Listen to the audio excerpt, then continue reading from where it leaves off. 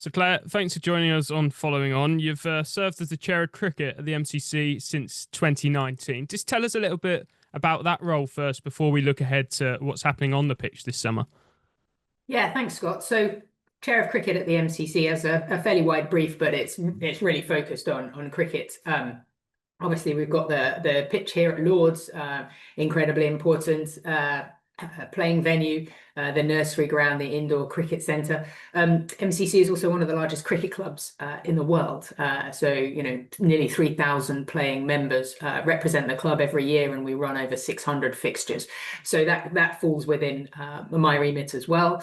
We have the laws of the game that the MCC look after, and that sort of interest in how the game's going globally. And we're starting to do some really exciting research into things like next generation cricket bats and, starting to think about that sort of thing. So it's quite a wide range of stuff. It's really, really interesting. So I was speaking to Anya Shrubsole not so long ago because she's took up a new role with the MCC. So I guess yourself, when you finished your playing days, you went into the MCC. Now Anya's done the same. How important is it to have that sort of relationship with the current crop of England players in terms of growing the game? It's really important from a number of different perspectives, Scott. To have someone of the caliber of Anya coming in to chair the women's subcommittee, players and fixtures committee, and to sit on cricket committee, and to have her insight into what's been happening in the sort of upper structures of the women's game recently. That's really important. But as a club, we're looking to grow our women's section, both in terms of the number of playing members that we have and the number of matches that we play. So to have someone like Anya, who's just been recently played for England, and those amazing footage of her winning the World Cup here, that's brilliant. That she will be a hero to the next generation of youngsters coming through. So really important for us to keep those connections going. Absolutely. And I know you've got a new role yourself, so since your playing days, you've not really had time to reflect. But how do you reflect on your playing days and the development of how cricket's seen, especially the women's game around Lords over the last few years? You're obviously the first woman to be awarded the Wisden Cricketer. So do you look back with pride, and have you had time to actually take stock and realise and reflect on your achievements? Yeah, I have. I mean, the Wisden thing was an amazing honor, and actually, do you know what? I think there's 11 Wisden female Yeah. hitters of the year now. So we've got an entire team. So we can turn out a team now. Good. I think it would be pretty good, Scott. The change in the women's game since I finished my career has been amazing. If I think when I first started playing cricket for England, I was lucky in that the women's team was supported by the ECB when I started playing, but it wasn't pro at all. You still had to have a day job alongside your England commitments and sort of balance the two things.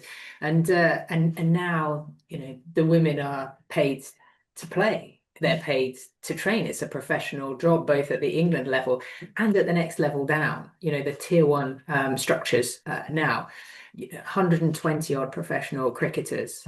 So that competition, I think, for England places over the next 3 or 4 years will be really good, and that's exactly what Charlotte Edwards, the new coach, is looking for, isn't it?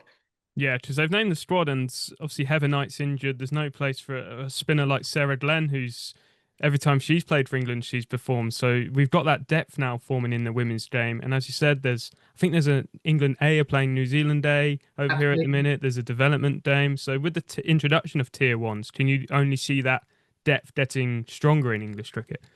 Yeah, absolutely. And I think we see that as, in any number of sports that have professionalized, just that ability to be a cricketer 24 hours a day. Obviously not that they want to be 24 hours a day, but 7 days a week.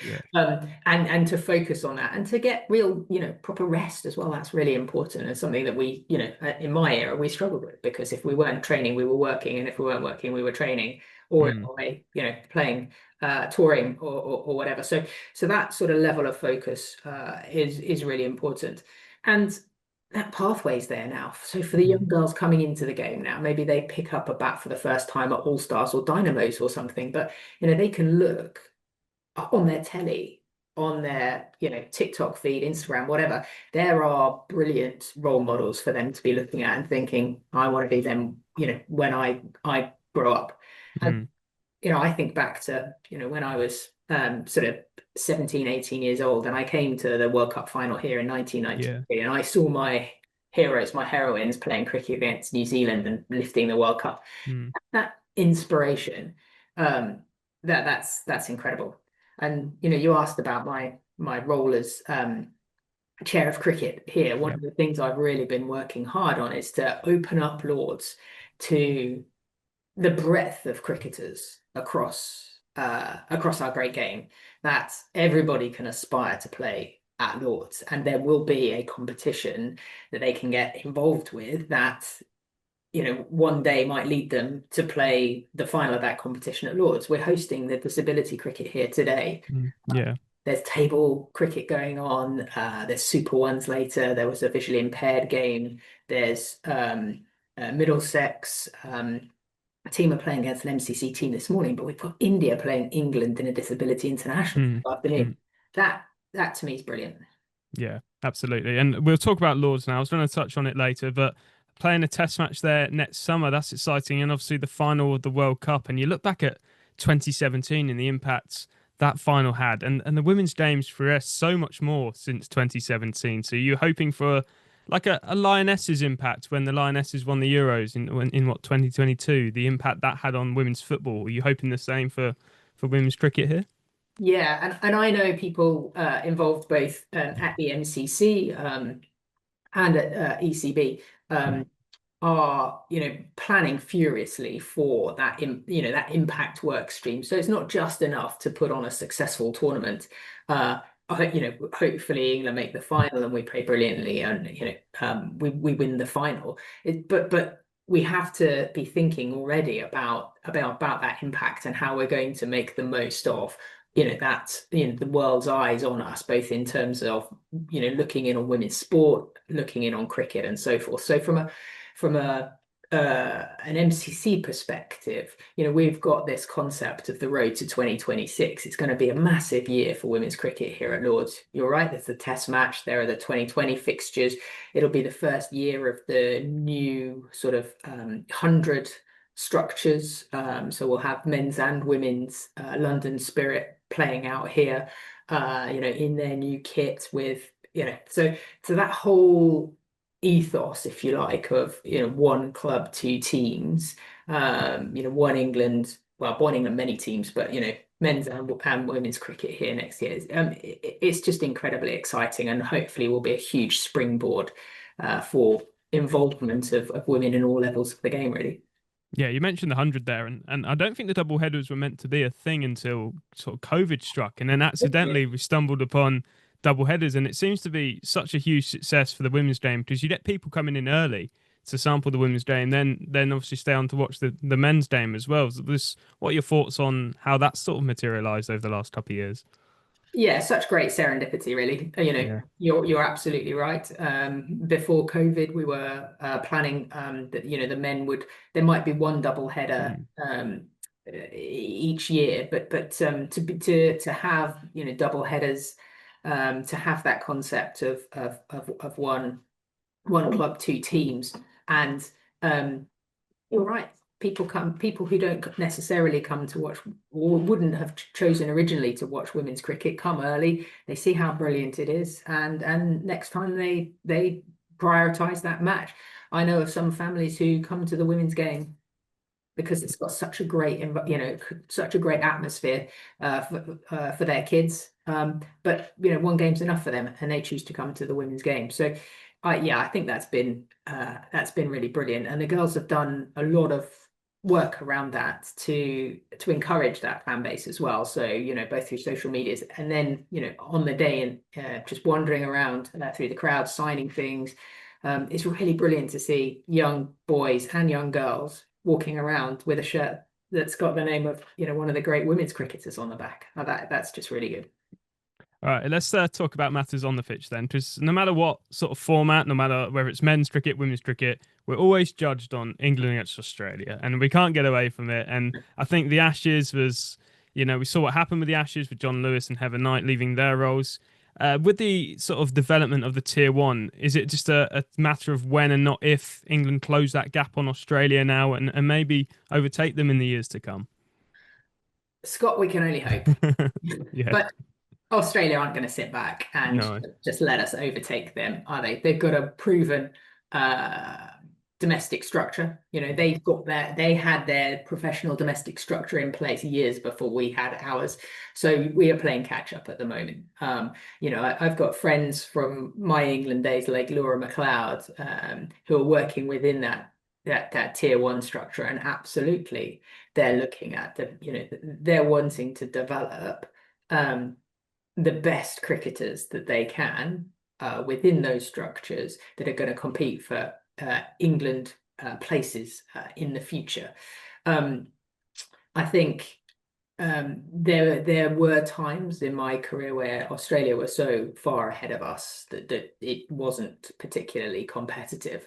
Um, and as athletes, you have to really dig in and figure out how, as an individual, you're going to build your game, build your resilience. And it's so satisfying to compete against the best in the world. So we've got to pull those two things together, you know, both the domestic structure and how it produces players, but also as players, how we react to defeat.